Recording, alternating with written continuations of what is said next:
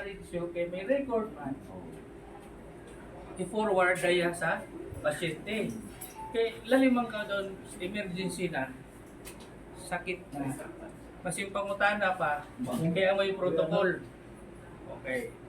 So, anak ko doon, pinaka-main purpose of investigation is in aid of legislation man. Because, dao may referral system na amo tag-adapt from the national to the region to the province. Referral system na kung dili kaya nato din sa provincial hospital, ato i-refer.